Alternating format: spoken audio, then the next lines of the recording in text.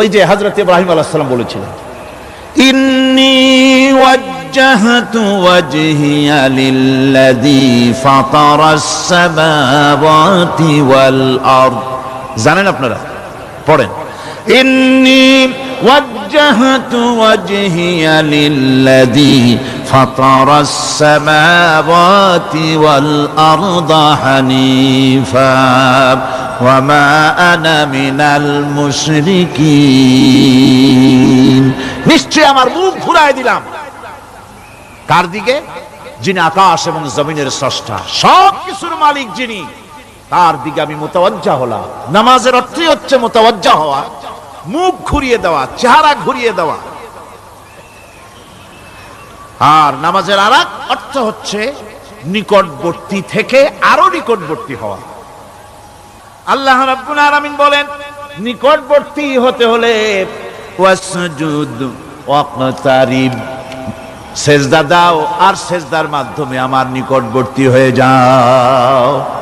সেজদা দিলেই আল্লাহর নিকটবর্তী হওয়া যায়। কোন সুবহানাল্লাহ।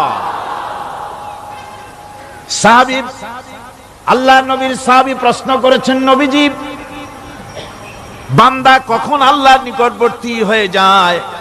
নবীজি বলেছেন, বান্দা যখন সেজদা দেয় তখন আল্লাহর বান্দার মাঝে কোনো হিজাব থাকে না, একদম আল্লাহ পাকের নিকটবর্তী হয়ে যায় বান্দা যখন সেজদায় পড়ে যায়।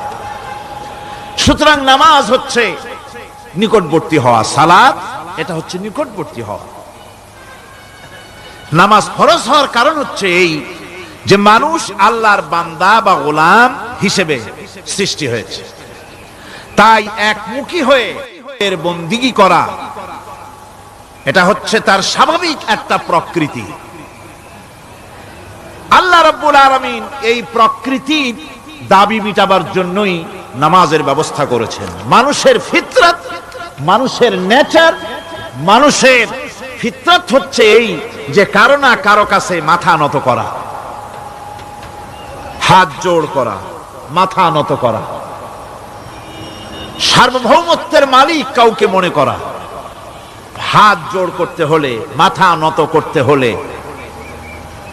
সার্বভৌমত্বের মালিক হিসেবে কাউকে গ্রহণ করতে হলে আল্লাহর বিকল্প কেউ আছে নাকি?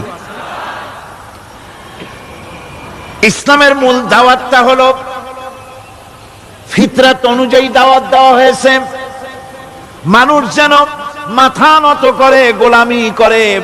এজন্য আল্লাহ রাব্বুল আলামিন বলেছেন যে আমি মানুষ এবং জিনকে সৃষ্টি করেছি, তার কারণটাই হলো মা খালাকতুল জিন্না ওয়াল ইনসা ইল্লা লিয়াবুদুন।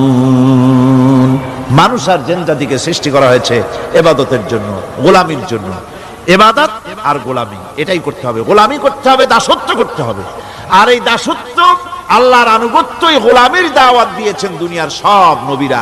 কোন নবী বলেন নাই যে আমার গোলামি করো। কেউ বলেছেন? বলেন জোরে, কেউ বলেছেন?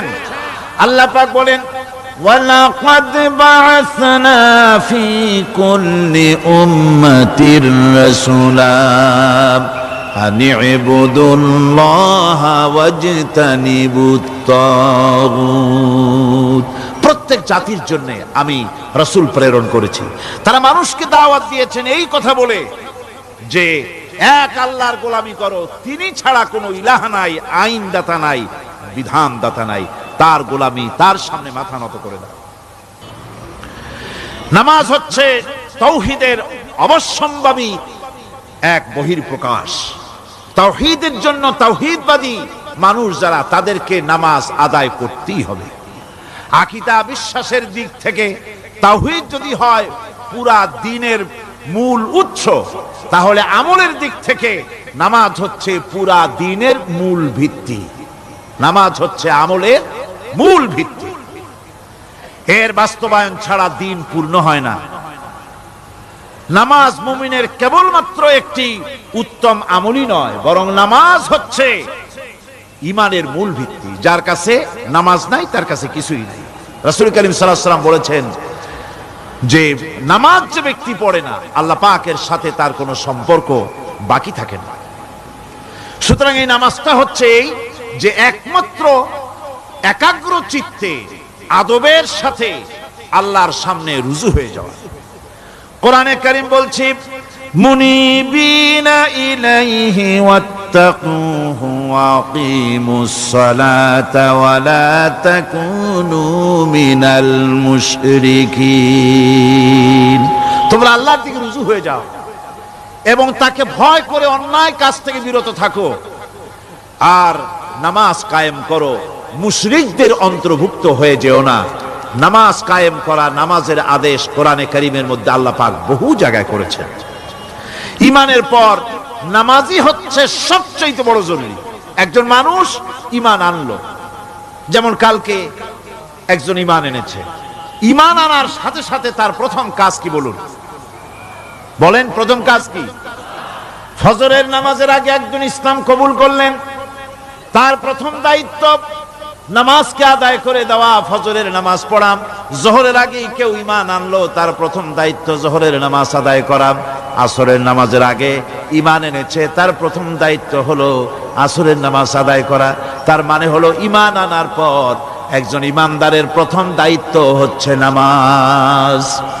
গুরুত্বপূর্ণ বিষয়, খুব ভালো করে শুনতে হবে, ইয়াদ রাখতে হবে প্রত্যেকটি মুসলমানের। এই নামাজ কি জিনিস, কেমনে আদায় করতে হবে, আদায় না করলে কি হবে, গুরুত্বপূর্ণ এই কথাগুলি প্রত্যেকের স্মরণ রাখতে হবে। কিয়ামতের দিন মানুষ যে জাহান্নামে যাবে, জাহান্নামের জন্য, জাহান্নামে যে সব কারণে যাবে তার মধ্যে বড় কারণ কালকে বলেছিলাম, দেখি মনে আছে নাকি? বড় কারণ কয়টা? কয়টা?